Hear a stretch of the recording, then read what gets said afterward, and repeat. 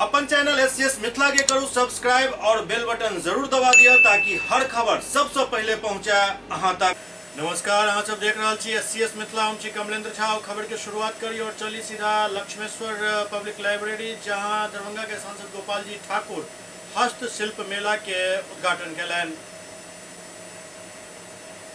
दरभंगा के सांसद गोपाल जी ठाकुर शहर के लालबाग स्थित लक्ष्मेश्वर सिंह सार्वजनिक पुस्तकालय परिसर में भारत सरकार के वस्त्र मंत्रालय के अधीन आयुक्त कार्यालय द्वारा प्रायोजित गांधी शिल्प बाजार के दीप प्रज्वलित एवं फीता काट कर शुभारंभ कैलन। एहि हस्तशिल्प प्रदर्शनी के आयोजन युवा संस्कृति संगम दरभंगा द्वारा कैल जा रहा है। कार्यक्रम में उपस्थित लोग के संबोधित करते गोपाल जी ठाकुर कहलन जे 10 दिवसीय हस्तशिल्प प्रदर्शनी के आयोजन के लेल वस्त्र मंत्रालय, भारत सरकार और युवा संस्कृति संगम के बधाई दै छी। वो कहलन जे आधुनिक युग में हस्तशिल्प, हथकरघा, बुनकर सहित खादी उत्पाद के बचा कर रखना एक पैघ चुनौती छल। दरभंगा प्रमंडल के 50 साल पूरा होय के उपलक्ष्य में आयुक्त द्वारा एक लोगो लॉन्च कैल गेल। दरभंगा के आयुक्त कार्यालय के सभागार में सब पदाधिकारी एवं कर्मी की उपस्थिति में दरभंगा प्रमंडल के लोगो आयुक्त दरभंगा प्रमंडल मनीष कुमार द्वारा जारी कैल गेल।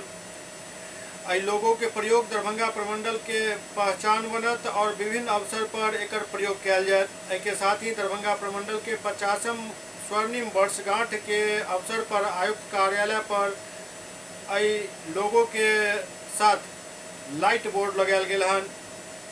दरअसल दरभंगा प्रमंडल के गठन 30 अक्टूबर 1973 के भेल छल। बिहार सरकार द्वारा एक अधिसूचना जारी कैल गेल छल। एहि लेल कांग्रेस के वरिष्ठ नेता शकील अहमद दरभंगा पहुंचला, जहां लहरियासराय परिसदन में एक प्रेस वार्ता कैलन।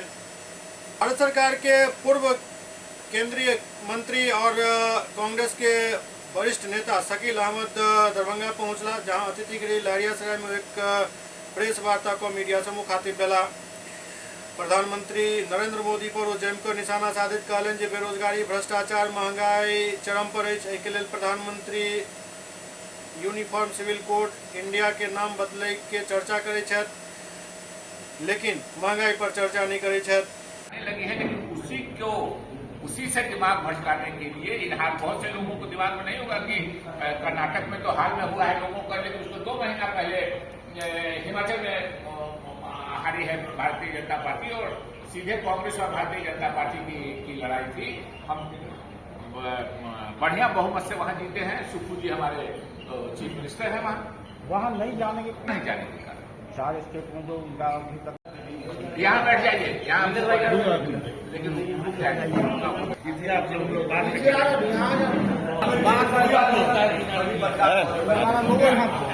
शुरू करें।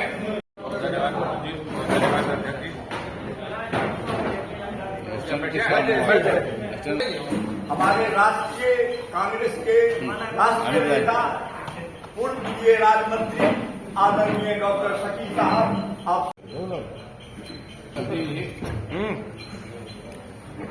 सभी मित्रों का स्वागत है। शुरू कर दिया जाए। अध्यक्ष जी ने मेरा परिचय दिया कि मैं पूर्व गृह राज्य मंत्री हूँ, मगर पत्रकारों के बीच में ये परिचय ज्यादा उचित होगा कि मैं 12 साल तक ऑल इंडिया कांग्रेस कमेटी का, अखिल भारतीय कांग्रेस कमेटी का प्रवक्ता और सीनियर प्रवक्ता रहा हूँ। पत्रकारों को वो ज्यादा। इस पत्रकार सम्मेलन में आप सभी मित्रों का स्वागत है। हमारे जिला अध्यक्ष जी सीताराम बाबू भी हैं, रजन झा जी और हमारे सीनियर लीडर सब हैं जिला के हैं। इस पत्रकार सम्मेलन में हमने एक विशेष मुद्दे पर बात करने के लिए, ये लोकसभा का चुनाव 4-5 महीने में शुरू हो जाएगा। मार्च से प्रक्रिया शुरू हो जाती है और अप्रैल में इलेक्शन हो जाता है। मई के लास्ट में तो सरकार भी बन जाती है। तो सरकार जो पिछले 5 साल से है, ऐसे 10 साल से है, लेकिन 5 साल का हिसाब, तो सरकार की ये जिम्मेदारी है, जो रूलिंग पार्टी है उसकी ये जिम्मेदारी है कि जब वो चुनाव में जाए तो इन 5 सालों में उन्होंने क्या किया है जनता के लिए काम, ये लोगों को बताएं और उस पर और आगे का क्या प्लान है उस पर लोगों को आकर्षित करें, लोगों को अपनी बात कहें, हिसाब दें कि क्या किया है। लेकिन दुर्भाग्य की बात यह है कि अपनी उपलब्धियों को बताने के बजाय मुद्दों से इस देश की जनता को भटकाने की कोशिश करते हैं। इसीलिए हमने आपसे संपर्क किया कि आपके जरिए हम जनता को बताएं। और सरकार में कोई छोटा आदमी नहीं, सरकार के प्रधानमंत्री ही लोगों को भड़काने की कोशिश करते हैं और बहकाने की कोशिश करते हैं, मुद्दों से भटकाने की कोशिश करते हैं। अभी मोदी जी ने वादा किया था 2 करोड़ रोजगार का, किसानों की आमदनी 2022 तक दोगुना करने का, जो महंगाई है उसको कम करने का, जो काला धन है विदेशों में उसको लाने का। लेकिन इन सब पर वो नहीं करते हैं। चीन की सीमा पर क्या हो रहा है हमारे साथ ये बताने का देश को, लेकिन इस पर बात नहीं करके प्रधानमंत्री ही मुद्दों से भटकाने की कोशिश करते हैं। मैं यहां उनके 3 मुद्दों से जो भटकाने की प्रधानमंत्री हमारे कोशिश कर रहे हैं उसका जिक्र करूं। बगैर किसी के बताए हुए प्रधानमंत्री जी ने खुद शुरू कर दिया यूनिफॉर्म सिविल कोड, जबकि उनके शासन में ही भारत के लॉ कमीशन ने लिख के दे दिया है कि ये व्यवहारिक नहीं है, इस देश में संभव नहीं। लेकिन उसके बाद 2023 में प्रधानमंत्री ने शुरू कर दिया, चूंकि 24 में चुनाव आ रहा है। यूनिफॉर्म सिविल कोड, मुझको ये कहने में कोई झिझक नहीं है कि अलग अलग धर्म और जात धर्म तो छोड़ दीजिए, एक जात में भी यूनिफॉर्म सिविल कोड इस देश में नहीं लग सकता है, व्यवहारिक नहीं। यहां आईपीसी एक है, सीआरपीसी एक है, एविडेंस एक्ट एक है, कानून तो एक है। कहा प्रधानमंत्री ने एक देश एक कानून होना चाहिए, है कानून। लेकिन किससे शादी हो सकती है, किससे नहीं, वो पर्सनल लॉ होता है। बेटी का हिस्से में बाप की जायदाद में क्या हिस्सा है क्या नहीं है। इस्लाम धर्म में जब से इस्लाम धर्म बना तब से बेटियों का हिस्सा है, बेटों का हिस्सा तो ज्यादा है, लड़कियों का हिस्सा नहीं। और हिंदू समाज में अभी 2004 से 2009 के बीच में equal property right to Hindu girl child, ये अभी पार्लियामेंट में हम लोगों ने, मैं मेंबर था पार्लियामेंट का, तब पास हुआ। अब हमारे हिंदू समाज की बेटियों को भी बराबर का हिस्सा मिलता है। तो यही होगा यूनिफॉर्म सिविल कोड में कि किसको क्या मिलेगा। इस एक जात में भी यूनिफॉर्म सिविल कोड एक बात बताते हैं, इसी देश में है लक्षद्वीप। एक घटना बताते हैं, लक्षद्वीप में पीएम सईद साहब का नाम सुना होगा, हमारे देश के मंत्री थे। उनकी मृत्यु हो गई। मुझको उनकी लाश के साथ जाने का हुआ कि आपको जाना है। मैं गया लक्षद्वीप। लक्षद्वीप में गए तो हर धर्म में होता है कि जो अंतिम संस्कार के लिए ले जाते हैं तो सफाई होती है, उनको तैयार किया जाता है। तो जब लाश उठी वहां से तो हमने पूछा कि कब। दरभंगा के मोगलपुरा स्थित हरिजन छात्रावास के खाली करायल गेल। दरभंगा के हरिजन छात्रावास के पूर्व छात्र सब कब्जा को रखने रहे। काफी पुलिस बल और पदाधिकारी के मौजूदगी में एहिठाम से जबरन अवैध कब्जा जमीन छात्र सब के बाहर कयल गेल। एहि दौरान सुरक्षा के पुख्ता इंतजाम कयल गेल छल।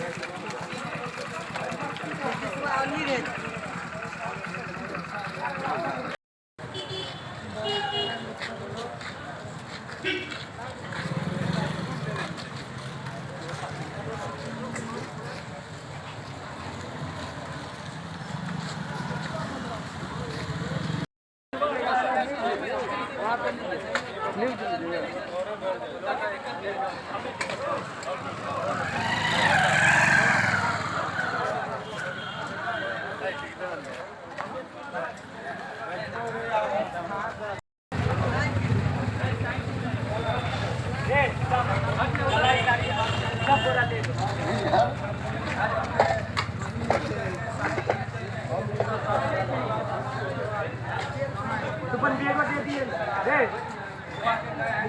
बेग दे दिए। अरे तो बेग ले आए हां भाई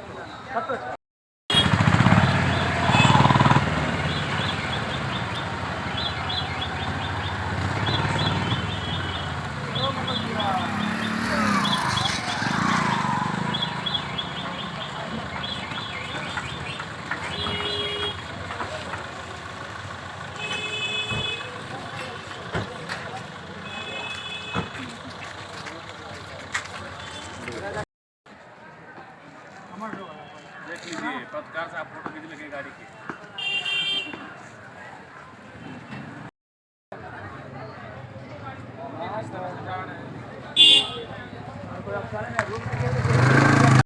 कहेंगे ये छात्रावास जो है खाली कराया जा रहा है और नए सिरे से जो छात्रों को अलॉटमेंट होगा कमरे का, जो भी यहाँ पे कल्याण पदाधिकारी, जिला कल्याण पदाधिकारी के द्वारा विभागीय दिशा निर्देश में, तो वो खाली कराया जा रहा है।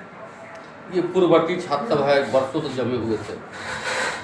हाँ, ये इसमें से कुछ छात्र हैं जो अवैध रूप से काफ़ी सालों से यहाँ पे रह रहे थे और ये इसमें पर्पज़ यही है कि जो अवैध रूप से इतने सालों से यहाँ पे रह रहे हैं वो यहाँ से हट जाएं, ताकि नए सिरे से जिनको जो एलिजिबल कैंडिडेट्स हैं, जो फिर से नए एडमिशन लेंगे अपने सत्र में, कॉलेज में, यूनिवर्सिटी में, उनको दिया जाए और अवैध रूप से जो छात्र रह रहे हैं उनका खाली कराया जाए। आंगनबाड़ी सेविका सहायिका सब अपन विभिन्न मांग के लऽ कऽ अनिश्चितकालीन हड़ताल शुरू कऽ देलनि।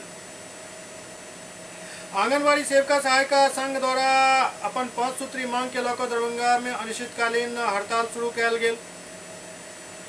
लहरिया धरना स्थल पर तमाम हड़ताली सब धरना दिलन।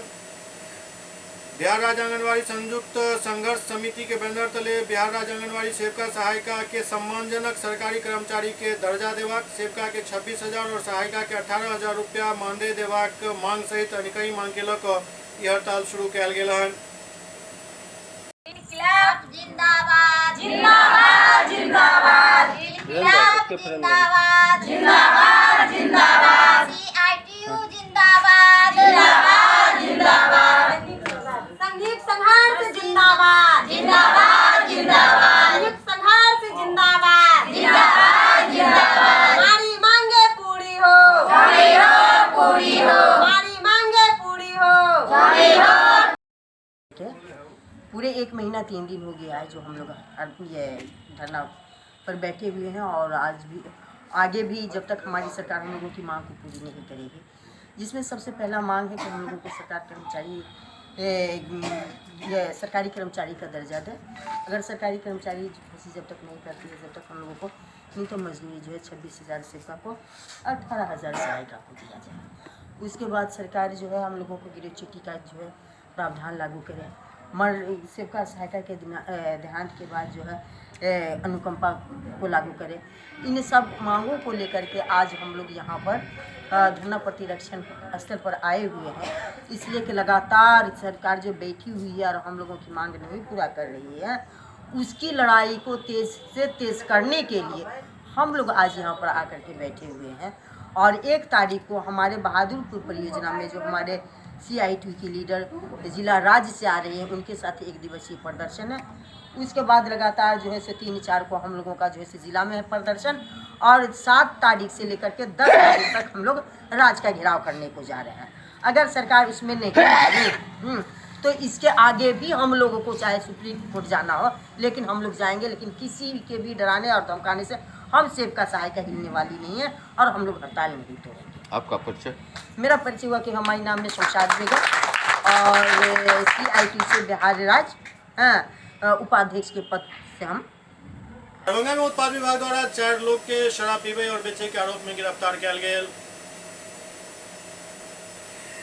दरभंगा में उत्पाद विभाग द्वारा शराब पीबे और बेचे के आरोप में 4 लोग के गिरफ्तार कर उत्पाद विभाग के लॉकर में बंद किया गया। शराब के सप्लाई करे में शामिल एक 4 चक्का वाहन के भी जब्त कर प्रांगण में आनल गेल।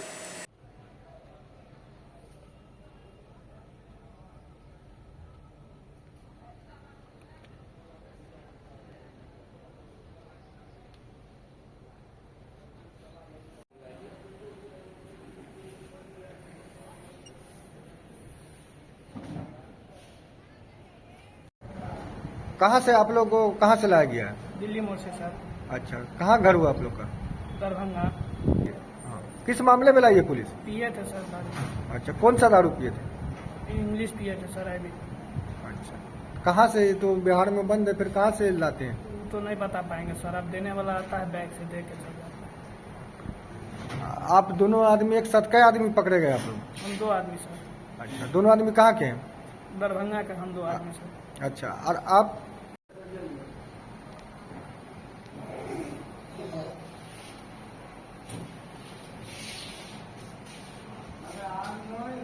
कौन सा जिला में घर हुआ आपका? जयनगर मधुबनी। अच्छा, तो आपको कहाँ से पुलिस पकड़ के लाई? दरभंगा सर। कि कहाँ के लिए बोला गया था? सप्लाई देने के लिए जाना था शराब का? जी सर, हमको धमकी दे रहा था, ये चलो नहीं जाएगा तो तुमको मार देंगे। कितना, कौन सा शराब था? कितना लीटर लगभग रहा होगा? 50-55 पेटी था सर। अच्छा, लगभग कितना लीटर आपका पकड़ाया? कौन सा गाड़ी है? मारुति भानी को। अच्छा, क्या नंबर है मारुति का? BR 3335। अच्छा, आपकी अपनी गाड़ी है या किसी का भाड़ा का गाड़ी चलाते हैं? न हमने भाड़ा के भी गाड़ी चलाते, न अपना भी गाड़ी तो है। ये गाड़ी किसका गाड़ी है जो आप चला रहे हैं? गाड़ी है, गाड़ी ओनर का है।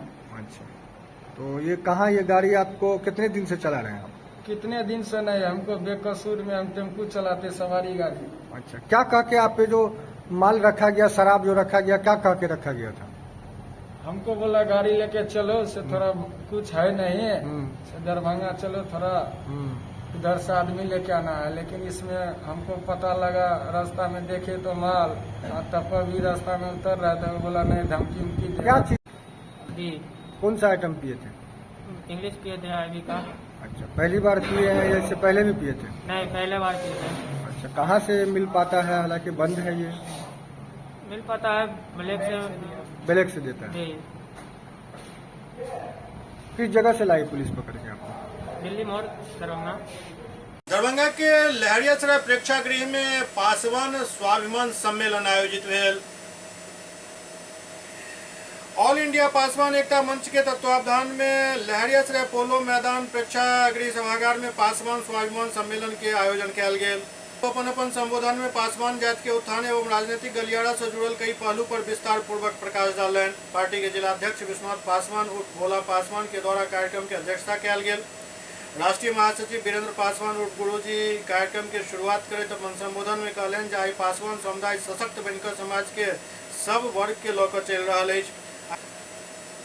आई हमर सबके जतेक जनसंख्या अछि ओहि के हिसाब से केंद्र एवं राज्य सरकार के वाजिब हिस्सेदारी हमरा सबके देबाक चाही। एहि के अलावे और कई वक्ता सब अपन अपन बात रखलन। बाहर में है डॉक्टर लाल मोहर सर, सभी लोगों को बैठाइए, बाहर वाले लोगों को बैठाइए।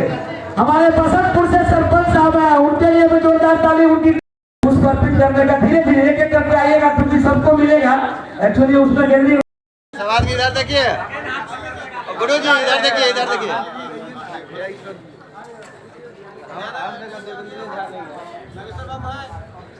चलिए सब आदमी आ गए।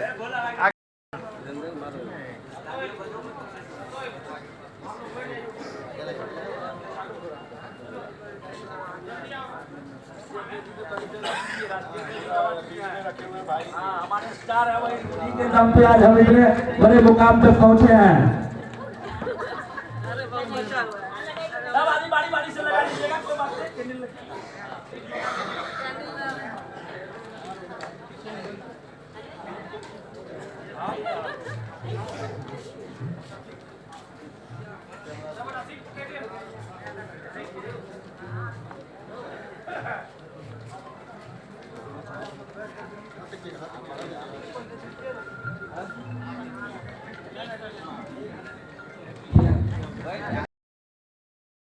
बड़ी क्रांतिकारी सेना है और इनके जो है, इनके लिए कुछ शब्द नहीं कहा जाए। अपने समाज के बहुत बड़े धरोहर है, बहुत सारा योगदान है इनका समाज में, इनके परिवार का भी इस समाज में। हमारे सिमरी से ये बुलंद पासवान जी आए हैं।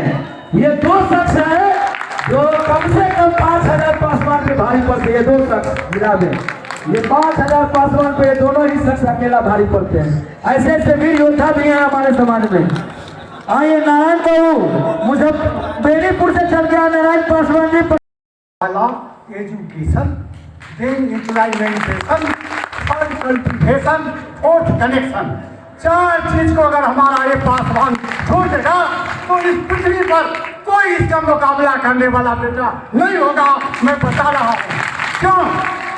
मैं जहाँ जहाँ गया हूँ, जहाँ की आपका स्टाइल शुरुआत की है वो है आपका दुसाधों का मोरंग राज। मोरंग राजा भी हैं और मोरंग का बेटा भैरव जी हैं और भैरव का बेटा राहु जी हैं, केतु जी हैं और उनका बेटा राहु जी का बेटा सलेश और मोती है, याद रखिए। और मोती का बेटा 2 है, कीर्ति और जसवी, लेकिन सलेश का बेटा एक है, आप लोग याद रखिएगा। सलेश का बेटा का नाम है विमल, जो उसकी माँ का नाम है सलेश माँ। ये शिकार करने के लिए वो वीरंगना एक दुसाध की महिला आज गई थी, जहाँ साल वृक्ष के नजदीक इतना प्रसव पीड़ा हुआ कि उसने इसी विमल को पैदा किया था। आज आप लोगों को मैं कभी भी किसी भाई को मौका मिलता है जाने का, आप कोसी पर जाकर देखिए, उसके नाम से 1956 में भारत सरकार और नेपाल सरकार मिलके 1956 में विमल बराज बनाया हुआ है। वहाँ प्रसिद्ध है विमल बराज, जो आप लोग जाके देखें। इसके बाद आपको बता रहा हूँ, आपका वंशज वहाँ से शुरू हुआ है। राहु जिस समय बहुत पुराना 5000 वर्ष पहले की बात है, जब स्टार्ट हुआ है आपका मोरंग राज से, तो वहाँ से खबर आया कि बहुत तरस रहा था। कौन तरस रहा था? बेचारा हम ही लोगों के खानदान के हैं, बानासुर, महिषासुर, मूरी सरप, ये आप लोग गयासुर, सब का नाम आप लोगों ने सुना है, बहुत राक्षसों के नाम से सुना होगा, लेकिन नहीं, वो राक्षस इन लोगों ने बनाया है। मेरे भाई आप ज्ञान छोड़ के सुन लो, वो राक्षस नहीं थे, इन लोगों ने बनाया है, 8 लोगों ने बनाया है, इनको राक्षस बनाया है। और हमारे पूर्वज हैं राहु, यहाँ से लड़ाई करते हुए आपका सहरसा पूर्णिया से होते हुए कहाँ गए हैं? आपके मुंगेर जिला के मोकामा पहुँचे हैं। उनका मोकामा पहुँचे, उनका हाथी चढ़ने का बहुत शौक था। उन्होंने क्या किया है? अपने लिए हाथी के लिए 1000 हाथी दलमा पहाड़ झारखंड से 1000 हाथी मंगवाया है। वहाँ क्या हुआ है आप सब देखे होंगे। मोकामा में जब उनका हाथी ढह गया है, उस स्टेशन का नाम आज मेरे भाई हाथी का स्टेशन है। किसी को देखना है तो वो आपकी जाति का दिन है वहाँ। इसके बाद वहीं से आप देखिए, कोई भी आदमी, अगर मैं मुजफ्फरपुर का हूँ और दरभंगा में आके बच जाता हूँ, अगर कोई मेरे खानदान में कोई शादी ब्याह किसी से हो जाती है तो वहाँ क्या बच्चा पैदा नहीं लेगा। इसके बाद वहाँ से मोकामा से होते हुए एक जगह का नाम है मुंगेर जिला में धरहारा पहाड़ जो है आपकी जन्म धरती है 450 ईस्वी में। आपका वीर सूरवीर छत्रपति जन्म लिया है महीधरमल ने अपने नाम के आगे पहला टाइटल रखा है, उपाधि रखा है दुसाध। उसी से आप लोग शुरू हो गया है दुसाध। उस दुसाध का कहानी है कि आप इस प्रकार अभी आपके पास प्रधानमंत्री, राष्ट्रपति, सेना नायक 3 का चुनाव होता है, उसी में से ये था। आपका खानदान इसी राहु ने निरंजना नदी के किनारे गया में जाके उसी गयासुर के संघर्ष में जाके वहाँ इसको मारा है। इसी विष्णु करने के लिए ऐसा काम कर रहे हैं। तो इसीलिए हम लोग चाहेंगे कि हमारे जो भी अभी इस उपस्थित हैं आगंतुक या यहाँ के जनरेटर मास्टर हो, लाइन मास्टर हो, सभी लोग एक्टिव मूड में रहे और अपनी अपनी कार्य करें। अब हमारे अगले वक्ता के रूप धन्यवाद। चूंकि सर काफी व्यस्त है। जितना समाज के परिवर्तन सिर्फ मौखिक रूप से नहीं, जमीनी स्तर पे भी ये समाज का, क्योंकि अगर किसी भी समाज का, हम तो कहते हैं जाति, कोई भी समाज, जाति भी माने समाज भी जो है जाति का ही ऊपर से रूप माने निर्मूल के में बनता है। जैसे कि हम लोग अनुसूचित जाति से आते हैं, तो अनुसूचित जाति से आते हैं तो उसमें ढेर सारी जातियां हैं। अगर हम एक जाति को भी ऊपर कर लेते हैं तो एक मानव का एक जाति को तो हम आगे बढ़ाए, मानवता को तो बढ़ाए। तो मैं कहूंगा कि अपने आप को समीक्षा करें, प्रत्येक दिन समीक्षा करें। प्राकृतिक के द्वारा सबसे बड़ा जो धन आपको मिला है वो है आपका समय। सबसे बड़ा जो धन मिला है प्राकृतिक के द्वारा आपको समय, जो जीवन जो रोज गुजर रहा है। जैसे अभी हम बोल रहे हैं, मेरा समय गुजर रहा है, आप यहाँ आए हैं, बैठे हैं, क्या कर रहे हैं, आपका समय गुजर रहा है। आज इस मंच से मैं बात करता हूं कि पूरे बिहार में, इस सूरज पासवान को निमन से देख लीजिए, पूरे बिहार में आयुष्मान से नवजात बच्चे में मेरी इतना कोई काम नहीं किया, कोई नहीं। पूरे बिहार की मैं बात बोलता हूँ, ठीक है ना। यहाँ पत्रकारगण है, पता कर लें कि जो सही बात है कि गलत बात है। पूरे बिहार में मैं हुआ व्यक्ति हूँ, मेरा जन्म जहानाबाद में हुआ था। यहाँ करीब 20 साल से रह रहा हूँ, घर वगैरह भी है, यही शादी किया हूँ, दरभंगा में बस गया हूँ। आज जितने भी बड़े तथाकथित बड़े जात, हम किसी को बड़ा नहीं मानता हूँ। क्यों? क्योंकि मेरा मानना है कि बड़ा वही है जो बड़ा अपने आप को कहता है, तो उसको तब बड़ा मैं मानूंगा कि जब वो पैंट पहन के पैदा हो, ठीक है।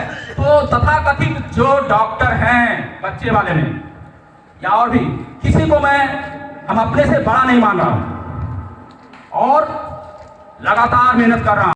ऐसी बात है कि हम कितनी ऊंचाई तक पहुंचे।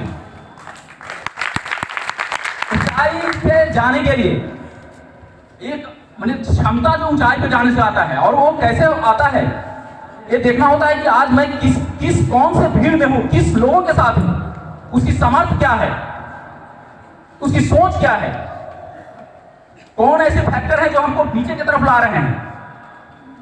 तो दो चीज जीवन में, चाहे आपकी अवस्था कोई काहे नहीं हो, कोई अवस्था, चाहे बाल पकड़ा, जैसे मेरा मूंछ दाढ़ी पकड़ा है, आप बेहतर क्वालिटी के बुक लाना शुरू करें। आज मोबाइल से मिल जाता है 100, 200, 500। अभी हाल ही में हम 3-4 को बुक मंगाए हैं। अभी जैसे 1-2 का नाम बता दें, एक था संघ और एक था डॉक्टर, एक था संघ। डॉक्टर भीमराव अंबेडकर और संत मतलब महात्मा गांधी। आप जब पढ़ेंगे, अभी से शुरू करें पढ़ना। आप जब 10-20 किताब पढ़ लेंगे 3 महीना में, मैं कहता हूं कि आज जो आपकी स्टेटस है, आपकी जो स्थिति है, आज जो परिस्थितियां हैं, उसके उत्थान में जो काम किया है, उनको इस मंच से मैं नमन करता हूं। मेरा पूरा नाम डॉक्टर सूरज पासवान है और मैं एक चाइल्ड स्पेशलिस्ट हूँ। विगत 7 साल से मैं बच्चे का डॉक्टर के रूप में प्रैक्टिस कर रहा हूँ और मैंने बहुत कुछ सीखा है। प्राकृतिक भगवान को थोड़ा हम कम मानते हैं, उसी के दूसरा रूप में प्राकृतिक को मानते हैं। प्राकृतिक किसी को जो है ना विशेष पैदा नहीं करता है। हम विशेष जातियां अपने आप को कहता है कि हम विशेष जाति हैं, वो मैं मानने के लिए तैयार नहीं हूं। हम विशेष तब मानने के लिए तैयार हूं जब कोई विशेष पैंट पहन के पैदा हो तो उसको हम विशेष माने। अगर जो भी व्यक्ति एक तरह से जन्म रहा है वो एक ही तरह का व्यक्ति है, कोई विशेष नहीं है, जन्म से कोई विशेष नहीं। रही बात, हम लोग जो मैच पर बोल लेते हैं, अपने अधिकार को कहीं रख लेते हैं, तो निश्चित रूप से हम लोग सबल हो गए हैं और अपने सबलता का सहयोग हमसे पीछे पंक्ति में लोग खड़ा है। वैसे लोगों को कैसे दे ताकि वह शिक्षा के क्षेत्र में आगे बढ़े, वो अपने अधिकार को समझने लगे। इसका समुचित हम लोग उस वंचित परिवार तक, उस दलित परिवार तक, उस पिछड़े परिवार तक पहुंचाने का काम तभी संभव है जब हम अपना एक कदम आगे बढ़ाएंगे। मित्रों, खास करके दुसाध एकता के जो पदाधिकारी हैं, देश स्तर पर, राज्य स्तर पर, जिला स्तर पर, उन सभी से निवेदन है कि आप लोग कदम बढ़ाए हैं, जो बहुत अच्छा कदम है। बहुत हमारे विकास करना चाहिए। ऐसे लोगों को हमारे बीच ये अपनी वाणी को रखने के लिए सभी लोग आए हैं और आगे बढ़ाने की काम करने के लिए आए हैं। और जानकारी देने के लिए यह जानकारी है हमारे जो यह सम्मेलन हो रही है पासवान समाज के किस लिए हो रही है। यह सम्मेलन इसलिए हो रही है हमारे समाज एकता हो और एक साथ चले कदम से कदम। और हमारे समाज में विकास की बहुत जरूरी है, शिक्षा की बहुत जरूरी है, जो अभी तक हमारे समाज के लोगों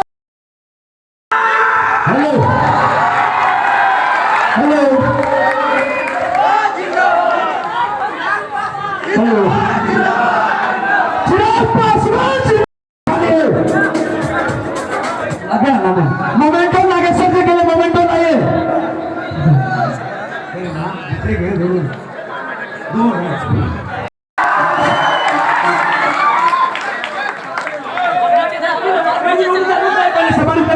पहले हमारे संगठन के लोग सब लोग करें, राष्ट्रीय अध्यक्ष जी करेंगे मोमेंटो।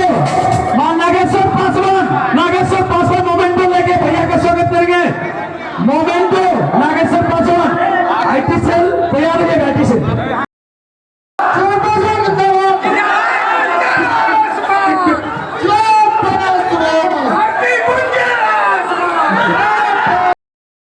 हमारे विकास करना चाहिए।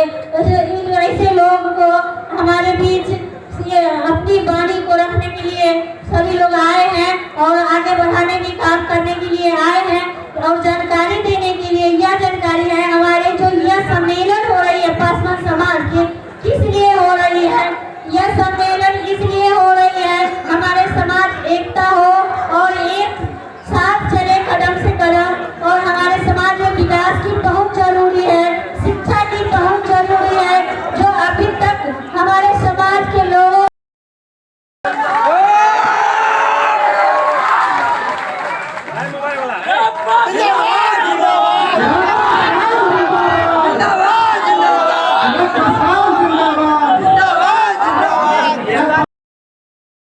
को परिवार से निकाल देंगे तो चिराग पासवान टूट जाएगा, पर आप लोगों के आशीर्वाद से नहीं टूटा चिराग। उसके बाद शक्ल ने रचा गया कि चिराग पासवान को उसी की पार्टी से, जिस पार्टी को आज से 23 साल पहले मेरे नेता मेरे पिता ने अपने खून पसीने से सींचा, उसी पार्टी से, हमारी ही पार्टी से हमको निकालकर बाहर फेंक दिया। ये सोचकर कि चिराग पासवान टूट जाएगा, पर नहीं टूटा चिराग। उसके बाद फिर षड्यंत्र रचा जाता है कि इसको इसके घर से निकाल।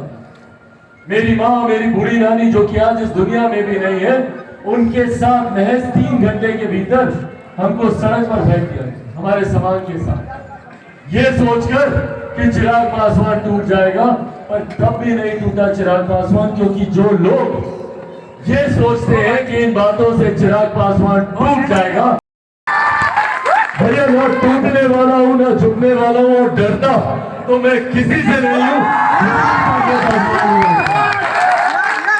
सर पे कफन बांध के निकला हूं कि जब तक अपने नेता के सपनों को पूरा ना कर दूं, जब तक बिहार को विकसित राज्य न बना, जब तक अपने समाज को आगे लेकर ना जाऊं, तब तक मैं भी चैन की सांस नहीं लूंगा। और ये वादा आज आप लोगों से साथियों, राजनीति में किसी लालच किसी लोभ से नहीं आया। जो लोग सोचते हैं कि चिराग पासवान को सत्ता का मोह होगा, सत्ता का लालच होगा, सत्ता को ठुकराने वालों का खून मेरी रगों में, मेरे नेता मेरे पिता ने, कितने लोगों में इतनी हिम्मत है बताएं मुझे। आज की तारीख में जब मुख्यमंत्री नीतीश कुमार सत्ता के लालच में बार बार अपने सिद्धांतों से समझौता करते हैं, अपने विचारों से समझौता करते हैं, जिनके खिलाफ चुनाव लड़कर आते हैं उन्हीं से समझौता करते हैं ताकि वो मुख्यमंत्री की कुर्सी पर बने रहे। मेरी रगों में एक ऐसे नेता का खून है, एक ऐसे पिता का खून है जिन्होंने 2005 सिर्फ अपने विचारों के लिए, अपने सिद्धांतों के लिए उन्होंने सत्ता को लात मारने का काम किया और अपने सिद्धांतों से समझौता नहीं। मेरे लिए भी रास्ता बहुत आसान था भाई।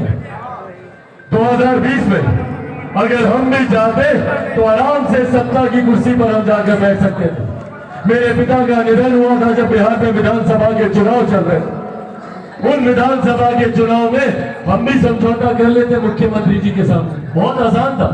क्या करना था भैया, हमको जाकर मुख्यमंत्री नीतीश कुमार जी के सामने नतमस्तक होना था और उनकी गलत नीतियों से समझौता करना था।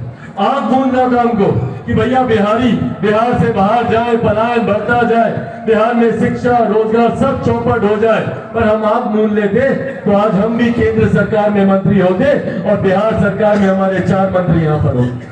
पर अगर हम ये समझौता कर लेते तो उम्र भर कभी भी अपने पिता की तस्वीर पर श्रद्धांजलि नहीं दे पाते, उनसे कभी नजर नहीं मिला पाते अगर हम ये समझौता कर लेते।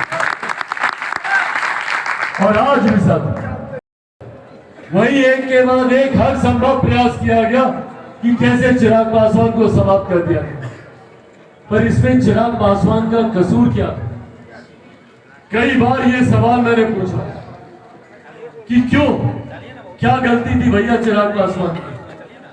सिर्फ इतनी ही गलती ना कि चिराग पासवान बिहार के बारे में सोचता है, बिहारियों के बारे में सोचता है, बिहार के खोए हुए गौरव, बिहार के खोए हुए स्वाभिमान के बारे में सोचता है, बिहार के युवाओं की चिंता करता है। यही कसूर है चिराग पासवान का कि चिराग पासवान चाहता है कि बिहार में ही युवाओं के लिए बेहतर से बेहतर रोजगार के अवसर मिले, बिहार के बच्चों के लिए यहीं पे अधिक से अधिक शैक्षिक संस्थान खुले, बुजुर्गों महिलाओं को इलाज के लिए दिल्ली मुंबई तक न जाना पड़े, यहाँ पे ऐसी स्वास्थ्य सेवाएं बने। यही कसूर था हमारा। बिहार के किसानों के बारे में सोचना हमारा कसूर बन गया, मजदूरों के अधिकारों की बात करना हमारा कसूर बन गया। आने के बाद आप सब ने एक एक पासवान समाज के व्यक्ति ने मुझे सही में अपना बेटा मानकर, अपना भाई मानकर जो प्यार और जो आशीर्वाद आपने दिया है, आप लोगों की बदौलत ही आज चिराग पासवान जिंदा है और आप